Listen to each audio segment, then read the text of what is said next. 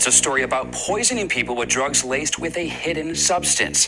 It's killing people in record numbers, including 3 people by the same dealer on the same day. I just miss her.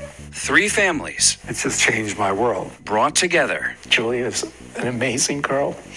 By unexpected grief. How can you believe something like that has actually happened? 26-year-old lawyer Julia Garamani, banker and soon-to-be father Ross Matangi, and social worker Amanda Scher didn't know each other in life, but their families are helping each other cope with their deaths. I don't want other parents to go through this. It's just a horror story, and we have to be more aware of it. Back on March 17th of 2021, police say the 3 victims texted the same drug dealer, Billy Ortega, asking for cocaine.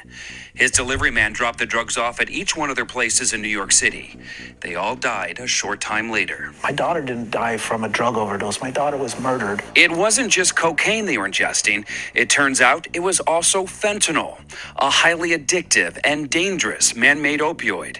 Even a tiny amount can be deadly. How much did they find in what she took? What she actually had, we're told, was almost all fentanyl. Almost all of it. That's what we were told by the police. Charging drug dealers in death cases is rare. Prosecutors have to prove the dealer knew what was inside the drugs.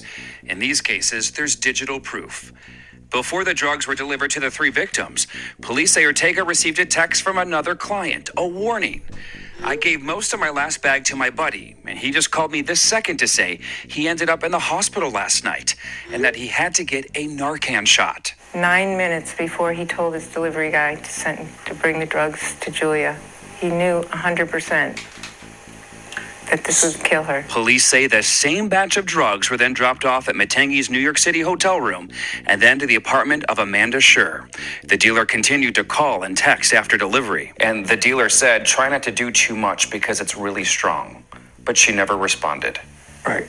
What was that like to hear? I would like to say to you that it was horrifying, but the horror already happened. Later that night, after Ortega stopped getting responses from the 3 victims, he turned to another customer, this time another drug dealer. After he killed 3 people, he texted another drug dealer and said, oh yeah, I have a batch that people are saying is too strong. Why don't you take it and give it to some girls?